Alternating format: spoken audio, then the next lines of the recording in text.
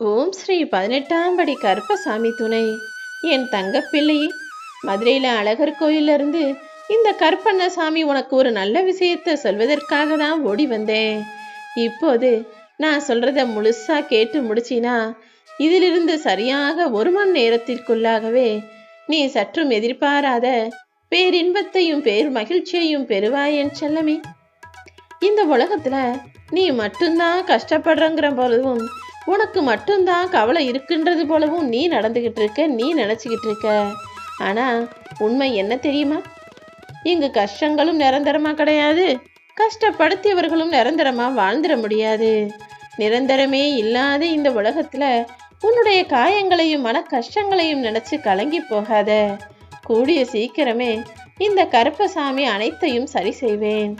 உன்னை காக்கும் கடவுளாக உன் பின்னாலேயே வந்துகிட்டு இருக்க. உனக்கான நல்லதை செய்வதற்காக பார்த்து பார்த்து வேலை செய்கிற நானு இப்போ நீ சந்தோஷப்படும்படியா நல்ல விஷயத்தை நடத்தி கொடுக்கதான் உன்னை தேடி ஓடி வந்தேன் என் செல்லமே. இனிமே நீ கவலைப்படுறத முதல்ல நிறுத்திடு. எல்லாமே நல்லதாக நடக்க போகுதுன்ற உண்மையை புரிஞ்சுக்கோ. உன்னை வேண்டாம்னு நினைக்கிற இடத்துல இருந்து நீயாகவே வெளியே வந்துடணும். அவங்களா உன்னை போன்னு சொல்றதுக்கு முன்பாக நீயாகவே அந்த இடத்தையும் அந்த மனிதர்களையும் விட்டு விலகி போய்விடு என் செல்லமே. நீ எல்லா மனிதர்களும் வேணும், எல்லா உறவுகளும் வேணும்னு நல்லதை தான் நினைக்கிற. ஆனா எல்லாரும் அப்படி நினைக்க மாட்டார்கள் தானே. ஒரு சிலர் உன்னை அவமானமா நினைக்கிறாங்க, ஒரு சிலர் உன்னை எதுக்கும் லாயக்கில்லை நினைச்சு வெறுக்கிறாங்க. அப்படி உன்னை தவறான ஆளாக நினைச்சுக்கிட்டு இருக்கவங்களுக்கு மத்தியில நீ பட்டம் சூடி வெற்றி வாகை பெற்ற ஆளாக நிற்கணும். அதற்காக தான் உன்னுடைய வேண்டுதலையும் விருப்பத்தையும் நிறைவேற்றி இன்னும் 1 மணி நேரத்துல உன் நிலைமையை நான் உயர்த்த போறேன். எப்போதுமே எதையுமே கொடுக்காம எதையும் பெற முடியாது தானே.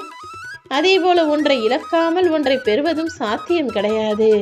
அப்படிதான் இத்தனை நாளாக துன்பங்களை அனுபவித்த நீ இப்போது இன்பங்களை பெறப்போகிறாய். நீ இழந்த எல்லாமே சேர்ந்து இப்போது உனக்கான அற்புதத்தை பெற வைக்கப் போகுது என் செல்லமே. மனிதன் சுவாசிக்கும் போது கூட மூச்சு காற்றை ஒரு முறை உள்ளிழுத்தா மறுமுறை வெளியே விட்டாதான் உயிர் வாழ முடியும். எல்லா காத்தையும் சுவாசிச்சு சுவாசிச்சு உள்ளேயே வச்சுக்கிட்டீனா எப்படி பாரத்தை தாங்குவாய், அழுத்தத்தை தாங்குவாய்? முதல்ல இதுவரைக்கும் நடந்த விஷயங்களை எல்லாம் வெளியே விட்டுடு. புது காத்த புத்துணர்ச்சியோட புதுசா உள்வாங்கப்பார்.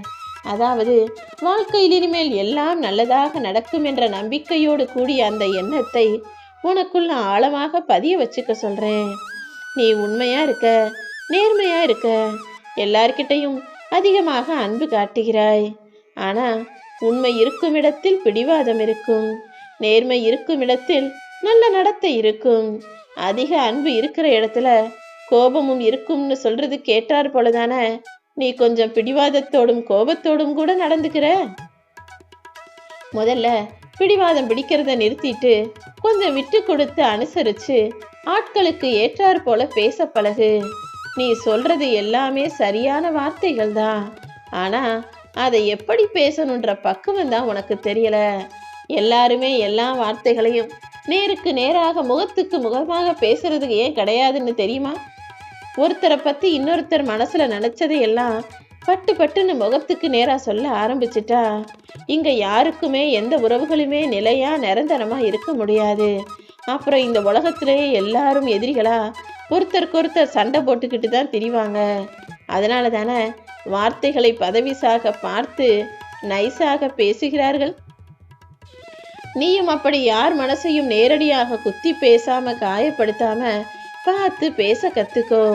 நீ சொல்றதெல்லாம் சரியாக இருந்தாலும் சொல்லும் விதமும் சரியாக இருக்கணும். நீ இதுதான் சொல்ல வர்றன்றத நேரடியா சொல்லாம அவர்கள் மனசையும் காயப்படுத்தாம சொல்லிவிடு. தனியாக போராடுகிற உனக்கு வெற்றியை நான் கிடைக்க வைக்கிறேன். நீ தனியாக போராடுவதே வெற்றிதான் என் தங்கமே. உனக்கு உதவுறதுக்கு மனிதர்கள் யாரும் இல்லைனா என்ன? இந்த கருப்பசாமி நான் இருக்கேன். உன்னை காப்பாத்துறதுக்காக தான் உன் கூடவே உன்னை சுத்தி சுத்தி வர்றேன். நிச்சயமா எல்லா கஷ்டங்களையும் சரி செய்து உனக்கான சந்தோஷத்தை நான் தந்தே தீருவேன் என் செல்லமே. சில சமயங்கள்ல உன்னையும் மீறி உன் கட்டுப்பாட்டை மீறி நீ நிதானம் இழந்து பேசிவிடுகிறாய். அப்படி நிதானம் தவறும் போதெல்லாம் நீ ஒரு விஷயத்த ஞாபகம் வச்சுக்கோ. நம்ம இப்போ அவசரப்பட்டு ஏதாவது பேசிட்டோம்னா இது நாளைக்கே பிரச்சனையாகி வம்பாகி சிக்கலாகி தேவையில்லாம நமக்கே மனசு கஷ்டத்தையும் நிம்மதி இன்மையையும் கொடுத்துரும். இப்போ ஏன் அவசரப்படணும், அப்புறம் ஏன் வருத்தப்படணும்னு யோசிச்சுக்கோ. ஏன்னா வார்த்தைகள் மிகவும் கூர்மையானது என் செல்லமே. நீ பேசுற ஒரு வார்த்தை உன்னை உயர்த்தி காட்டும், ஒரு வார்த்தை உன்னை கீழே இறக்கி மட்டமான ஆளாக மாற்றிவிடும். ஒரு வார்த்தை கொல்லும், ஒரு வார்த்தை வெல்லும், ஒரு வார்த்தை உன்னை சிதைக்க கூட செய்துவிடும். அதனால தான் எப்பவுமே பேசுகிற வார்த்தைகளை பக்குவமாக பார்த்து பேசணும்னு நான் சொல்கிறேன். தோல்விகளே இல்லாத வெற்றியை இந்த உலகத்தில் யாருமே பார்த்ததில்ல. நீ இப்போ தோல்விகளை சந்திக்கிறீனா என்ன? ஏன் கவலைப்படுற? கூடிய சீக்கிரமே உனக்கான வெற்றியை மிக பெரிய அளவில் நீ பெறப்போகிறாய் என் செல்லமே. எப்பவுமே அடுத்தவங்க செய்கிற தவறுகளையும் அடுத்தவரின் குறைகளையும் அடுத்தவரின் குணத்தையுமே குற்றம் சொல்வதற்கு நேரம் செலவழிக்காம உன்னுடைய தவறு, உன்னுடைய குறை, உன்னுடைய குற்றம் என்னவோ அதை சரி செஞ்சுக்கிட்டு நீ வாழ்க்கையில வெற்றி பெறுவதற்காக நேரத்தை செலவிடு. வெற்றிக்கும் தோல்விக்கும் ஒரு சின்ன வித்தியாசம்தான் இருக்கு. நீ சரியா உன் கடமையை செஞ்சினா நிச்சயமா வெற்றி கிடைக்கும். செய்யணுமேனு கடமைக்காக எதையாவது செஞ்சினா அது நிச்சயம் தோல்வியை மட்டும்தான் உனக்கு தரும் என்பதை மறவாதே. எதை செய்தாலும் சரியாக செய், பார்த்து செய் என் செல்லமே.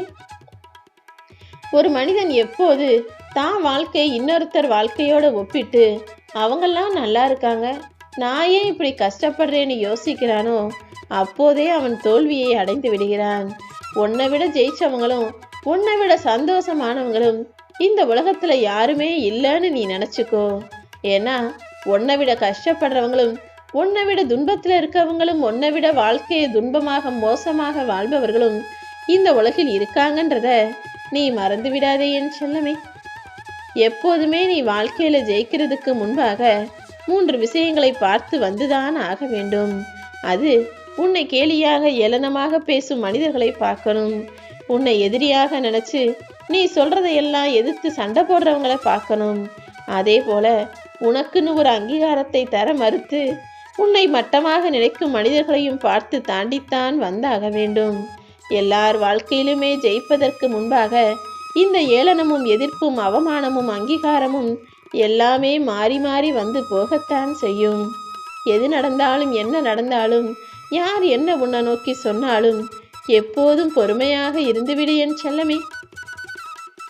பொறாமை உன்கிட்ட இருக்கவே கூடாது. உன்னை விட நல்லா வாழ்றவங்கள நினைச்சு பொறாமப்படாம அவங்கள விட நான் நல்ல நிலைமைக்கு வருவேன்ற நேர்மறையான எண்ணத்தை உனக்குள்ள வச்சுக்கோ.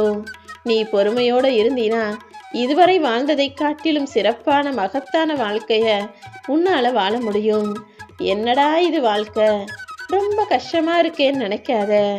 வாழ்க்கையில முயற்சி செய்வதற்கும் வேலை செய்வதற்கும் சோம்பேறித்தனமோ சோம்பல்தனமோ கூடாது. சும்மாவே உட்காந்து துருப்பிடிச்சு தேஞ்சு போறதை விட உழைச்சு தேஞ்சு போறது மேலானது. உழைப்பவர்கள் வாழ்க்கையில் நிச்சயமாக வெற்றி கிடைச்சே தீரும். சும்மாவே உட்கார்ந்திருக்கவனுக்கு சோம்பேறித்தனம் மட்டுமல்ல நோய் நொடியும் சேர்ந்தே வந்து சேரும். ஆனா நீ உழைச்சிக்கிட்டே இருந்தீனா வேலை செஞ்சுக்கிட்டே இருந்தீனா உன் உடம்பும் நல்லா இருக்கும், உன் மனசும் கூட ஆரோக்கியமாக இருக்கும். நான் சொல்வதை செய்து பாரு என் செல்லமே.